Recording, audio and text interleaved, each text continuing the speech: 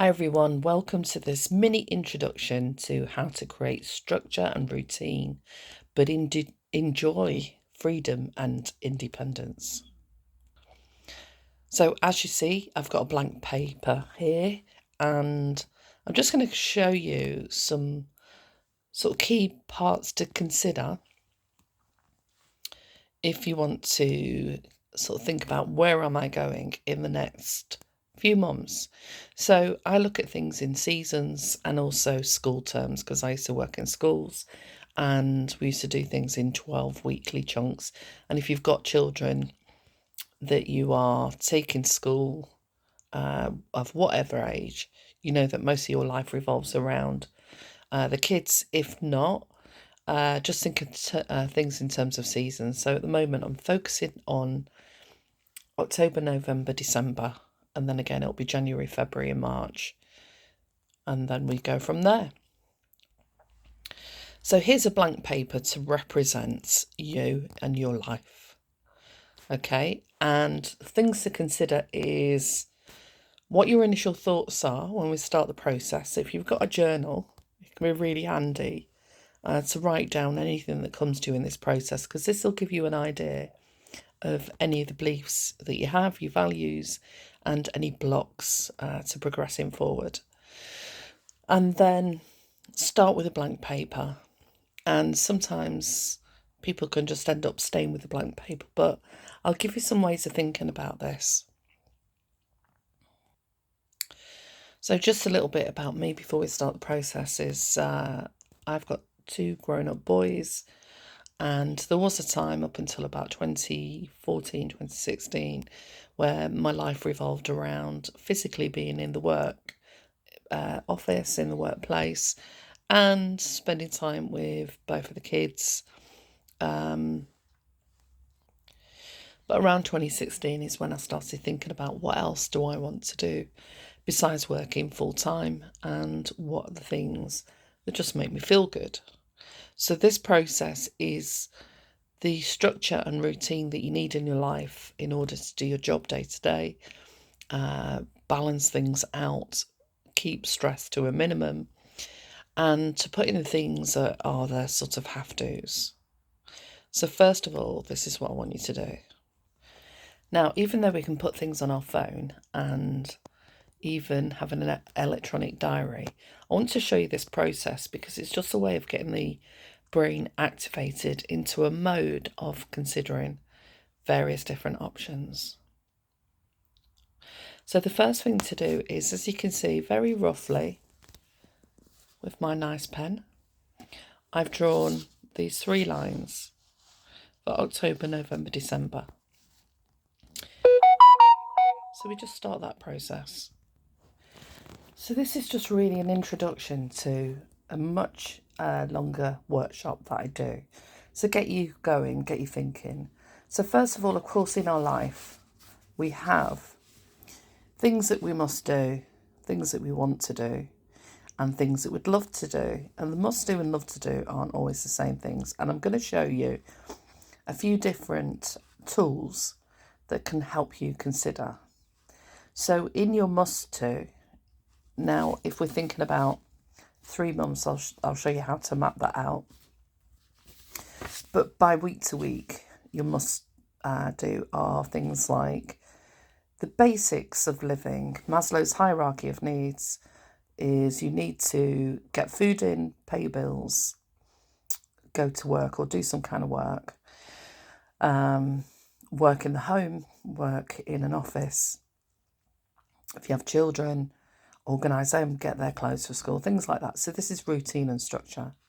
Things you want to do. On top of that, go to the gym, go swimming, go cycling, go and see friends, spend time at the library, and things you'd love to do. Travel, visit cities, go for a spa, things like that, things you love to do. And the must-dos are the everyday things in life that we want to create more of this part of I'd love to into the sort of must do. And the love to are what can bring joy and more happiness. And the more that you do the things that you love to do, is it will invariably affect other parts of your life. So you could start by writing. So for example, for me this week is I must get my van checked just to make sure it's winter ready, and do some shopping, have some food in, pay some bills, and pick up some things from the chemist, go to the doctors, things like that. Things I want to do this week is I do yoga every few days. I like to go to I'm going to start going to the gym. And then the love to, I'll show you that more later. And these are really rudimentary drawings because I haven't got time to create them all on the on the laptop using Canva. But basically what this is, circle of influence. And this is about how you think about you're in the middle, and in the circle that goes around you, the people that are important to you, that you like to spend time with, and sometimes need to spend time with. You might help a family member.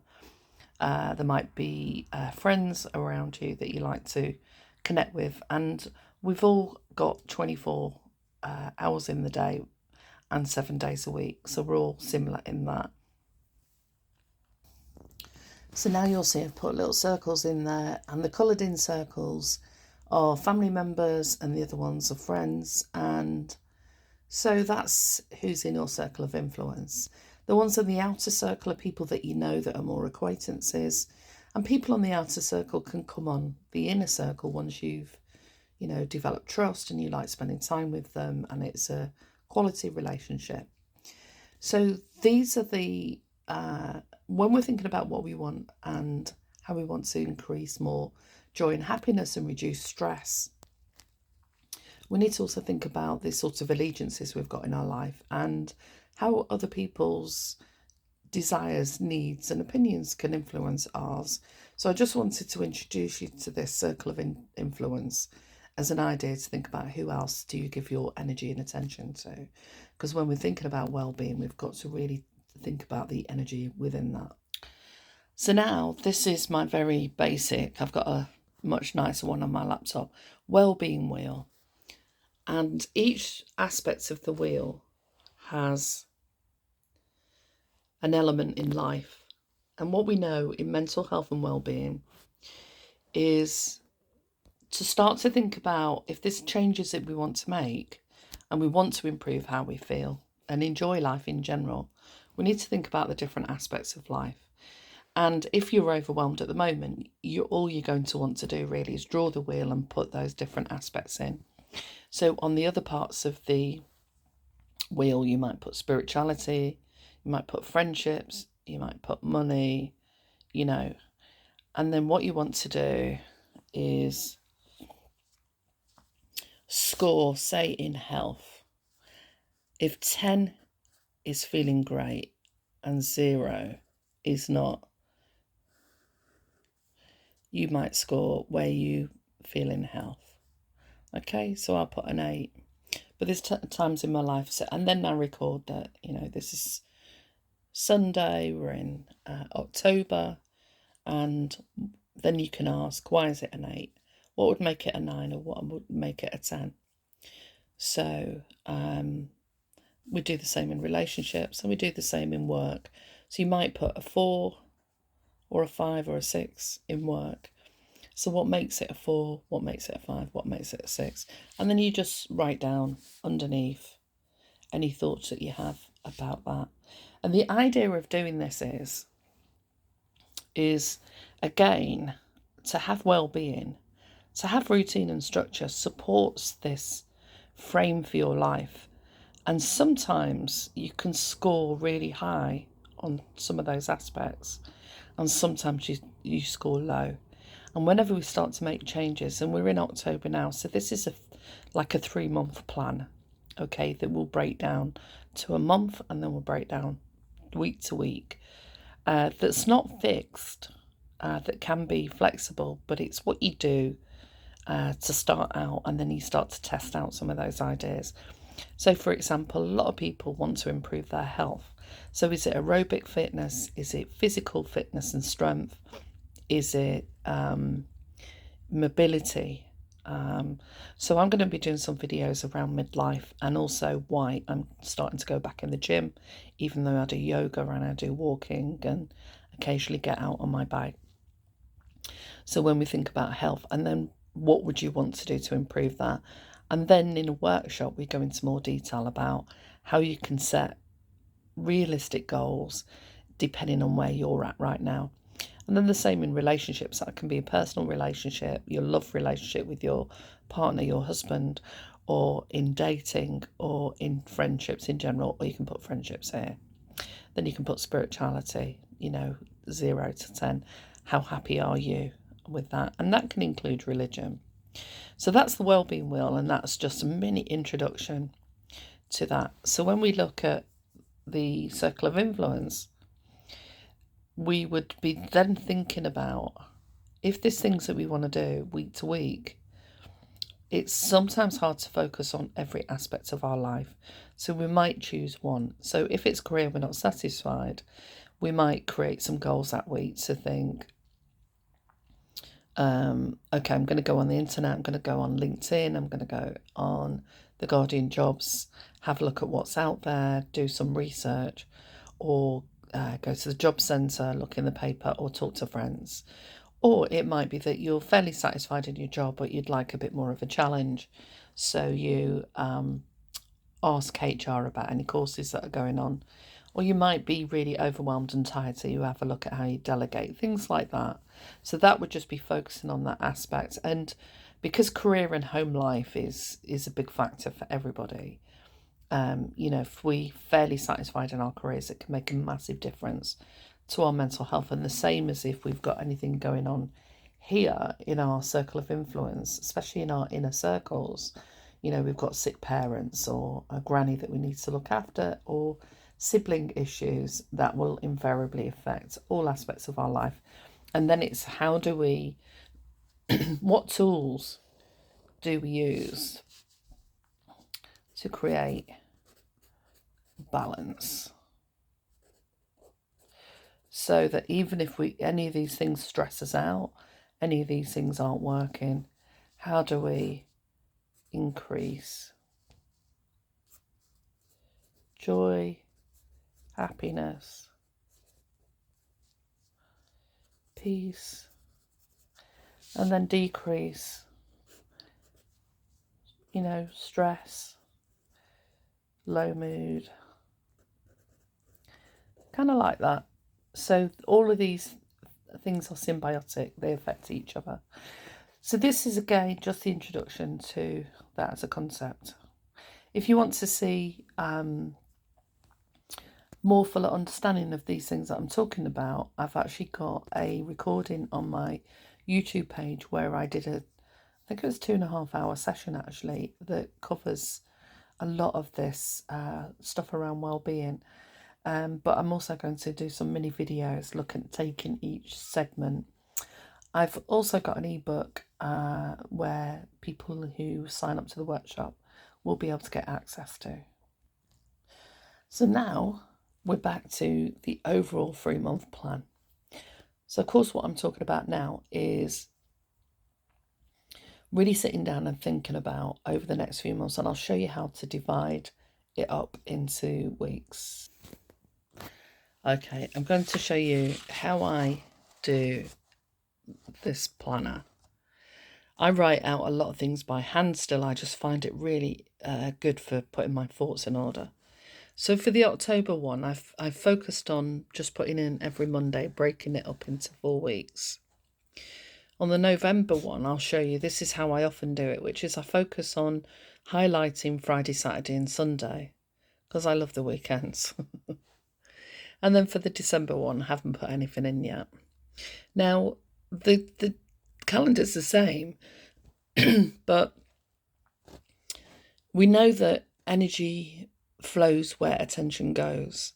So the October one is highlighting the Monday, which can give us that feeling of only thinking about work, or we highlight the weekends and we think about our free time. And it's in our free time where we can do the things that we love. From the Monday to Friday is often the things that we think we must do. Or if we've started to carve out a life with more balance, and we're an entrepreneur and we're doing a lot of things that we love, then Friday, Saturday and Sunday can just feel like Monday, Tuesday and Wednesday. So up until about 2016, when I was working full time, Monday to Friday was consumed with work. And I'll show you how to break it down, one of these down to a week. So you can actually have a look at how you can draw out your week using some of these ideas that I've got. Again, this is just an introduction. So what I will be doing in a moment is I'm going to plot out events that are happening, but also because I bought a camper van earlier in the year, there are times when I'm out and about or actually drive off somewhere and work from that new space. So I also have to think about the days of the week that I can see clients, I can put them in, and the free time that I've got. So that's the two things to consider, sort of the must do and the love to, because in your free time, as well as taking care of the people in your circle of influence, there might be, and at the moment it might only be small pockets of time, but the key message from that is I want you to think about the gaps for you. What gaps do you have? You might have a whole week. You might just have one day. You might have a few weekends. Okay, and this is what overall, it's like big picture stuff gives you, is you start to see overall. And this is why I like doing it for 3 months, because at the moment I haven't put anything in there.